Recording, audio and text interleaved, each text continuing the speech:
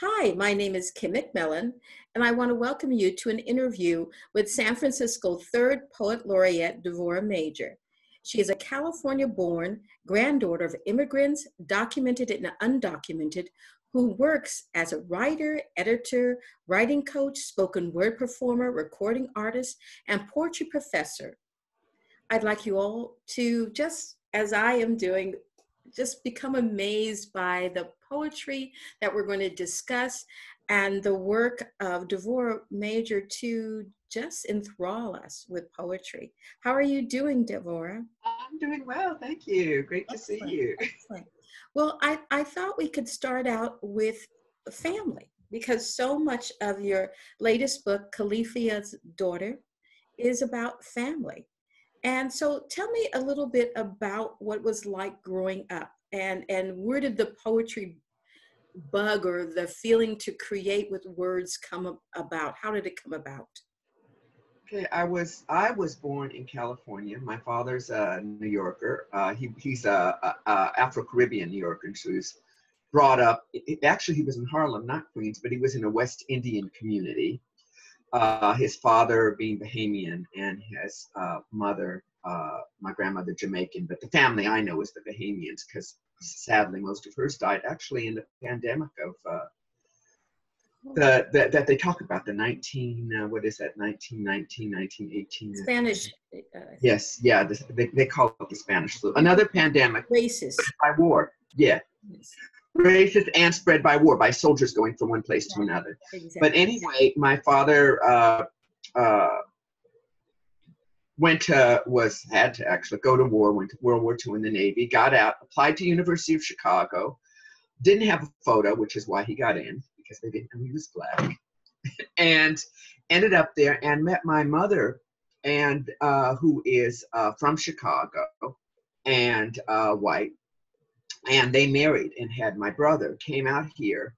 And my father was even then writing. He was doing photography and writing. And so and my mother painted. And so I was born into this house with two artists. And they moved I was born in Berkeley, and then they moved to Marin City, and then to San Francisco North Beach, so they could be with their kind of artsy community. So I grew up around the arts, and I grew up around writing. And for whatever reason, actually I was trained in dance and theater, and I always wrote on the side. And then I realized sometime in my early 20s, after I graduated from college, that writing was really where I was supposed to be. And so I now use that performance and whatever little dance I have left as an element of performance, and focus on the writing that came from growing up with artist parents. Beautiful. I met your parents at a Penn Oakland National Literary Award. They were absolutely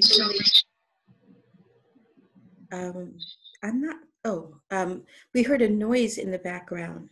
Did that come from? No, I just heard a silence for a second, and then it went back on. Oh, okay. They can always cut that out. I wanted to ask you another question. I wanted to ask you, what was it like for them growing up as a mixed race couple at that time period? Because at that time period, they married in the early 50s, right? 49. Oh my goodness. So they actually married in a time that it was actually very, very difficult. Yeah, well, my mother was pregnant, and honestly was going to go have an abortion, and they would have split up. And my father felt that she was carrying his son. Oh my goodness. Which she was. And he said, look, I'll marry you. If you want to get married, I'll marry you, because we can't do this to my son. And it was his son. Which is amazing. So they came to California because my father loved California when he was in the Navy. He thought it was the Bay Area specifically, but also because he felt it would be a better place to raise his son. And, but that said, my father said it was difficult. People would try to match them up with other couples who were mixed race and raising children, as if because one was Black and one was white, or whatever it was, they had something in common. Yeah. And he felt that incredibly insulting. And so they had, I mean, I think it was rough. I think it was rougher in many ways on us, my brother and I, because now, of course, we're everywhere. Breeds are everywhere. You know, it's something, and it's kind of, what kind of a breed are you, or as my friend Ali says, hybrid. You know, what are you within that? You know, how is your mix? But when we were growing up, it was more like, I had a kid tell me once, you can't have a white parent because you would be half white and half black, and they drew a line down. Oh my And somebody else said, this was when I was in elementary school, no, you'd be like a zebra. And so there was there was this non-acceptance by everybody. Yes. For my parents, they built their own circle. First of all, they were artists, and progressive artists are simply accepting. So they had their circle of artists. And then my father lived somewhat of a double life. Well, he was an activist, and in that life, my mother was a part of it. And so there were primarily African Americans and a couple of other mixed race couples and like that. And we were just struggling, you know, Right. for the freedom we have not yet attained, although we've made some steps forward. But my father also had a Black life where he just hung out in Hunters Point, Bayview, Hunters Point, and he was just with the community. And really, my brother and I didn't know about it until I had kids. My brother didn't know about it until he was a teenager. And he was getting out there on his own. And my father just said, come on, I got to introduce you to some people. Wow. And he took him around. And he said, this is my son, look out for him. And he just took him around because he needed that breath that you get when you're in a community and you're just with your own. Whenever you walk into a room, and you may have had this experience, either if you're with the white person, or if someone else comes in, if it's a basically all Black crew, the air changes. No, you're right. The world is slowly coming to the point where they realize we're all part of the human race. But it takes time. And considering this was the early 50s, it would have been very difficult, very difficult. And Hunters Point, I don't believe it's, when I lived in the Bay Area in the 70s, it was very much a Black community. I don't think so now, the same manner, because so much of the land in San Francisco is so valuable. Yeah, it's been reoccupied, absolutely. It's like an absolutely. occupation, right? You know, you wrote a poem in Califia's Daughter about mixed race. Would you mind reading that poem? It's absolutely beautiful. Yeah, give me just a minute to Oh, find. no, take your time. Take your time. Okay. Yeah.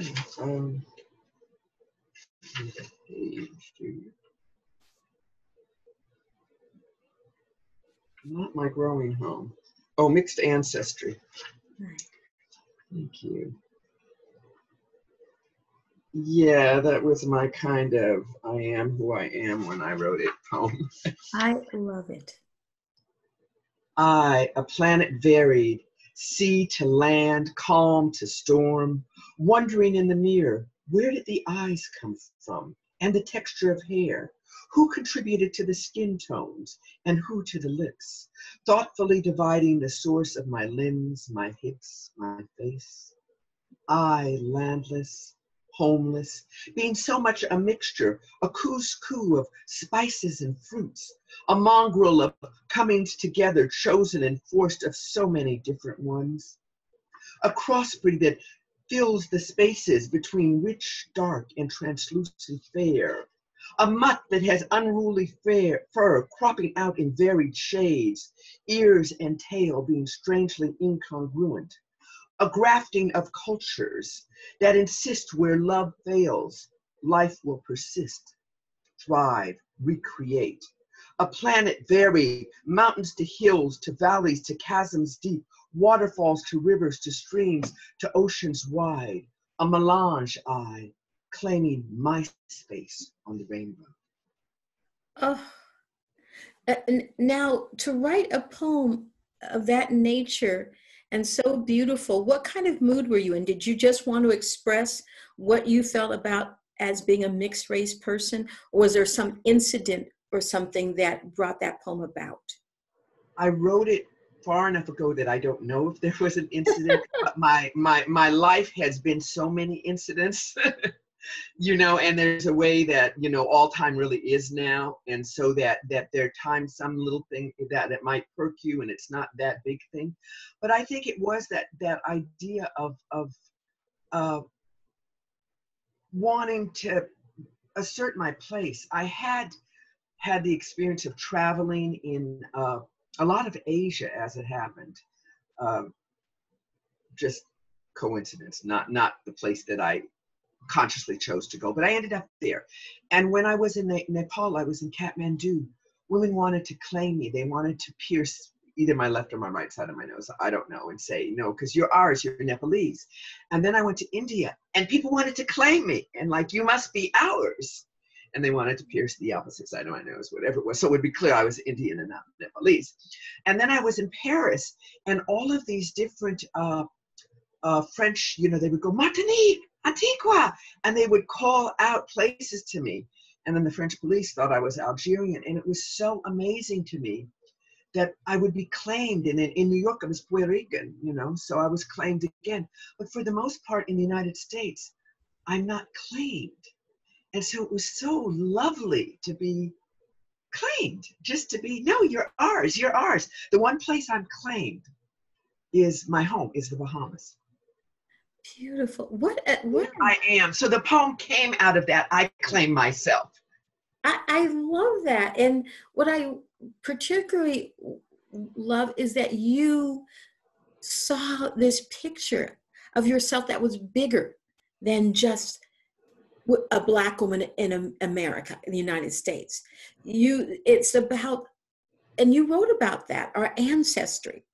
You wrote another poem which looked at ancestry. And I thought there was such a beauty in that poem. There were certain lines that just stood out in all of your poems. There were lines that I just like, what state of mind were you in? Like stardust. There is an art and a mixture of the cosmos in that poem. And so I would love to know if you would mind reading a couple of the lines, just whatever strikes your fancy, and why. Where did you come up with that whole cosmology, that whole beauty in the stardust? It was just absolutely beautiful. Stardust, I actually was in my car listening to the radio, and it was actually an interview with a cosmologist talking about the universe. And he said, well, you know, we're all stars. And I perked up. I'm like, really? I thought they were like rocks that were on fire, you know? And so then he started naming all of these ingredients that are in a star that are in the human body. Oh.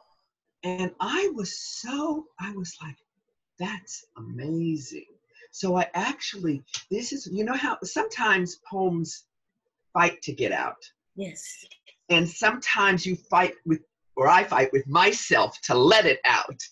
And sometimes they just arrive full cloth. And Stardust really did just arrive of a piece. You know, it was like, I mean, I'm not saying I didn't edit it, but I'm saying that the core of it just arrived. It was one of the most beautiful poems I've ever read. Oh, thank you. And I just, I'm gonna try to do this. I think I can just do it. Out of clay they caution, dust to dust they intone. From earth you came, and to earth you will return, they admonish. They remind us we are human and subject to death, yet insist on their eternals. Demons and angels, paradise or purgatory, merely human with a finite number of days. But we have exploded from novas, burned through countless galaxies. Sorry.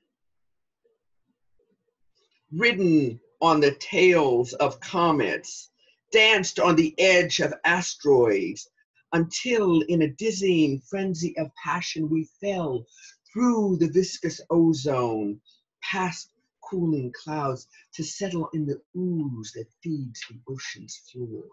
It was there that we decided to grow limbs and tongue, all the while holding inside the truth of our origin. Magnesium, calcium, iron. We are the stuff that stars are made of. It's a scientific fact, a cosmic truth. In ignorance and in knowing, we hold grains of the divine inside ourselves, and we always have. Oh, yes. There's an otherworldliness and yet a groundedness in there, that poem reminding us where we come from, what we're made of. That sometimes as people on this planet, we get so caught up in our human experience and we forget the divinity. And what your poems did for me, at least, was remind me of that divinity. And it particularly so many places with your son, your poem on your son, I kept on thinking of Black Lives Matter. And first I kept on thinking about what happens to Black men in America. And what does it mean to be a mom of a Black young man? And how do you hold the space so that you are okay knowing that it's so difficult in America, United States, for Black men? And I really, I am not a parent, so I don't know. I'd probably say, let me walk you to the store. Let me walk you to school. It's so hard, and I cannot tell you, because when he was a young, a child, teenager, very young adult, and we lived in Fillmore, in San Francisco, and so I would hear the gunshots and all most nights, and sirens most nights, and my son would be out on those streets, and I would be so relieved when he came home, and he had some play brothers, closer than even cousins. And it was like, you can show up here, they can sleep here, no permission needed, be here, come here, I know where you are. And it's quite terrifying. And I have in my last book, I had a poem I wrote because of a young girl, Anne, I believe was her name. She was 21 and she was shot outside her home. And the news said she was in the wrong place at the wrong time. She was walking into her house after celebrating her 21st birthday. She was in the right place at the right time. So my daughter said to me the next day, which I had not known, that was a friend of yours. And I was like, oh. So I stopped my son and I said, babe, I'm so sorry. I understand, And he said, yeah. And I said, sweetie, you've told me about a few of your friends who've died. How many of your friends have died? And he stopped and he started counting. And he looked at me and he said, why do you need to know that? And he went out the door and he slammed the door. And I knew we both were crying. It was like, it's hard. I see that. I'm so blessed. My son is about to have his first child in another couple of months. I'm so blessed that my son is alive. Yeah. And able to have a child and able to, and he's such a wonderful, wonderful, wonderful man. I mean, he's just everything I ever wanted him to be. But it's blessing. It's like you feel like it's the luck of the draw that they live. And I think a lot of people, and particularly a lot of Anglo people, they don't get it. They don't understand that we go through this angst every day. I still have that worry. Will the police stop him? Will he used to have a job where he would have to drive from place to place? He was a hospice nurse and he would have to drive, to his patients. And I would worry. And he told me he would be stopped by the Nevada police. And I know how much of the Klan is active up there. It doesn't go away, And I have nephews and I have you know, and I have a grandson now who's 21. It's like, you live with that. Yes. You live with it. That's why I thought it was so important you're writing on your son. I just thought the more we can write about Black men, the more we can show the world that they are beautiful, they are human, please don't hurt them. Please don't hurt them because of your fear. And that these other young men that you were hurting and you were killing and you were criminalizing, some of them did some horrible things. Yeah. Some of them did, no question. But if they had been brought up in a place that did not want to kill them, did not want to harm them, that they did not see those in their classrooms, on their streets all the time. You're not supposed to be here. You're not supposed to be here. Yes. You know, I was able to, with their father and my family, my parents, my brother, my sister-in-law, and so forth, my larger family, my community family, God, my friend Michelle, who is like my son's other mother, you know, to provide a cocoon, a protective thing that we only had to worry about the police, pretty much. You know, we were able to, and the young men who were confused, but my son knew how to walk in righteousness. Right. So he was able to navigate those waters. He's incredible. These other young men are incredible too. They just haven't been given what they needed. They haven't been given it. And it is we as a nation. I mean, certainly when I go into classrooms, I try to give them what I can. Wow. But I'm one person with limited contact with any one little Black boy, teenager. I'm one. We as a society, as a culture, need to give that. And I hope that people listening take that to heart, because we do need to change as a society. We need to be more open, more kinder. And you know, people say, don't take my kindness for weakness, or just things like that.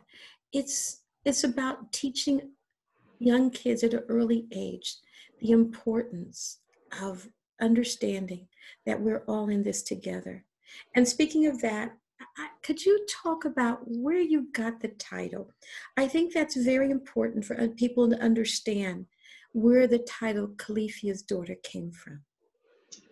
Well, it's funny how the universe provides things for you and you don't know why they gave it to you. And sometimes you don't know for years you're going to use it.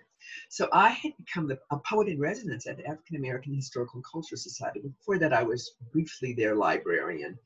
Not that I have library skills, but I know how to separate fiction from, you know, whatever history or whatever, novels from history. So they had this monographs they had printed on California, Blacks in California, particularly, no, Blacks in San Francisco. But they started it with califia, and come to find out that there's two lines to this story. The one that is the most known is there was a pulp novelist who wrote a novel with Queen Califia. And she was an Amazon queen that was dressed in gold, that had Amazon warriors, and men would come to her island, which was this beautiful island. Some say they came and the women let them stay as long as they wanted and pushed them out. Others say the men were captured and brought there so that the women could have babies, but whatever. So this man writes this whole novel, pulp fiction about it. And Cortez is over on this side in the Pacific, and he's reading this novel. A significant amount of his crew is Black. He's got an interpreter there that's Black. He sees rocky cliffs as are described in the novel. And when the Spanish first came here, they thought California was an island. So he thought this was the isle, and he named it Califia after the Amazon califia. However, there are these Africans called the Califuna Mandinka. Yes.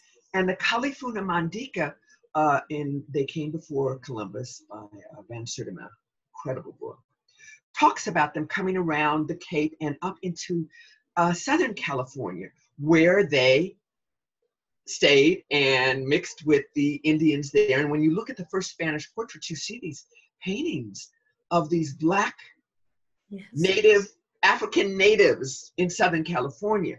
So the idea of califia could be that it was a myth or a story of warriors, because there were women warriors in Africa who fought with the men. Right. And that there was a Queen Califia, and yet by the time this particular Spanish author got there, he heard it only as myth and took it and used it for his story. But in fact, that it is from the actual, a history-made myth of the Kalifuna Mandinka. That's, and when the book Califia's Daughter will be coming out this week, July 31st. You can, yeah, I know, we should dance. The publishing dance, publication dance, July 31st, and you can purchase it on the website, I believe. Yes. Willow Books, and as well as you'll be able to publish it on Amazon. Excuse me, not publish it. You'll be able to purchase it, and so this is very exciting because this is poetry that, to me, is life-changing. Life-changing in the sense that I believe that poetry can inspire, reading a good poem can change a dark day to light. Reading a poem that has to do with the beauty of Blackness, that so often we are told that it's other.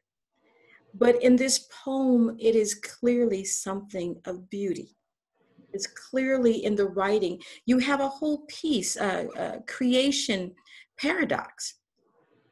And it made me think of our DNA as African Americans or Africans, that although we were enslaved, although we were separated, there is something within our souls that cannot be separated. There is something within us that has as you call it, the thousands and thousands of years rests inside our souls. And I thought, what a great line. To anyone who feels like lost, that sense of, I don't know my family, I don't know my culture, but perhaps that part is like in you. It just hasn't been explored.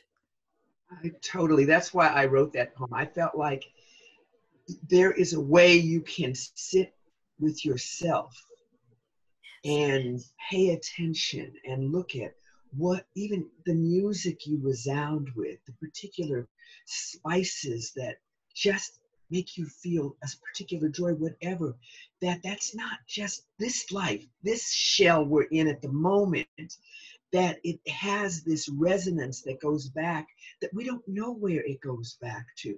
And the more we can kind of get in touch with our line, not just our line that if we're blessed to have family that can go back so far, I know people who have actually had, I know their son researched and found a great grandfather who was enslaved and who he happened to have named his son after. Wow. And didn't even know it. I mean, I think there's ways that the ancestors can come through us. And that's one of the teachings that we should never forget, that it's ancestral, but it is very much African. Yes. And that don't just take it as a myth or a story or this or that. No, they're here and they're with us in a way that's guidance and protection. And we just need to quiet ourselves and sit in stillness and feel it and hear it. Mm-hmm. Oh, I completely agree. And what was exquisite about that poem is it was telling a truth that touched me on a soul level. And so as many of your poems did. And I also believe that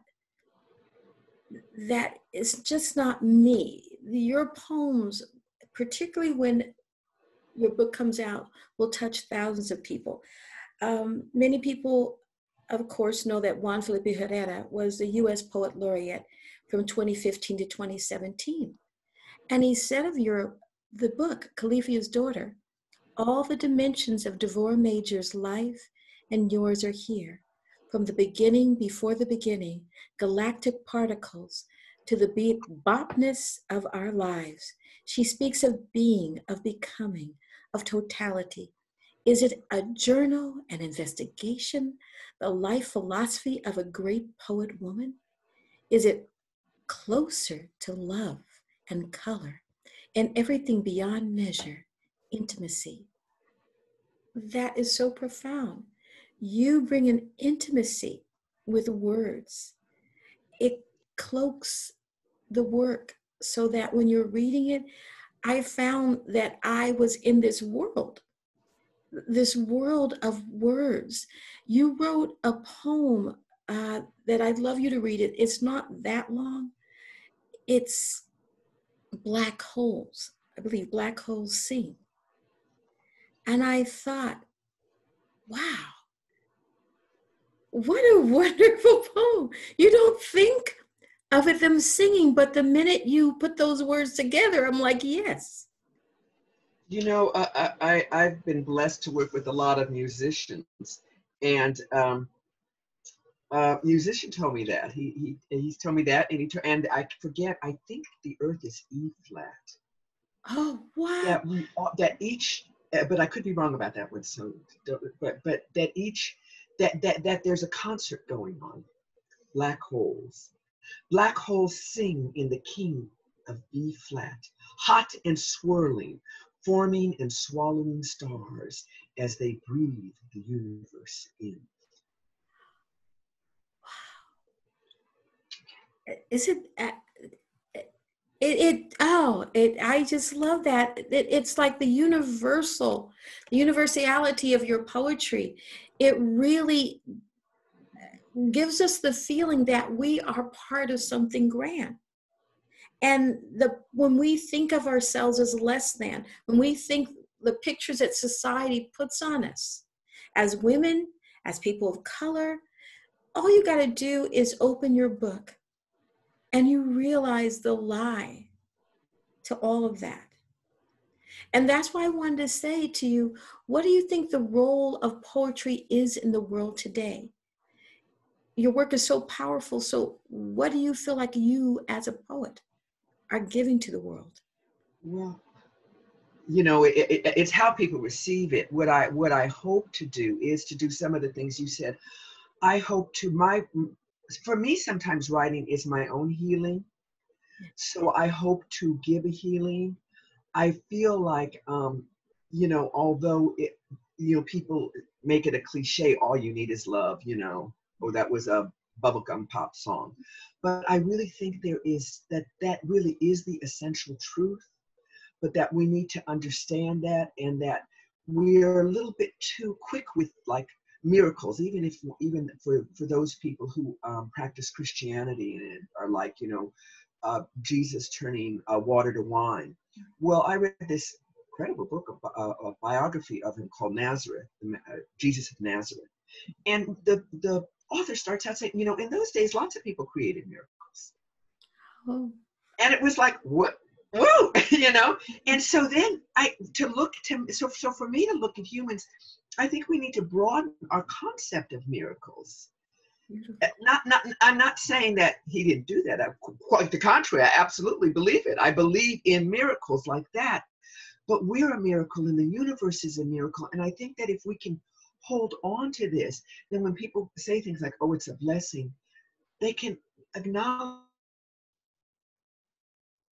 the blessing. I also think I do a great deal of, sadly, watching the news and reading a lot of nonfiction and history that I know a lot of other people won't do. And I try to synthesize it and connect the dots and come up with what I see, because I think sometimes there's a way we're on so much information overload. Yes. That we miss the simple truths. So I would hope that I could, as I've done for myself through these writings, sometimes clarify, look at this, look at this. I looked at this. This is what I saw. What do you see? Because I think that we're in need of that, of fresh air and clarity and love and humility. And I hope that I bring some of that. You do. You definitely do. You know, we're running out of time. And so I wanted you to read Love Me Sultry. I consider it an absolutely beautiful poem. Oh, thank And you. it should be read between lovers or people who just want love or feel in love.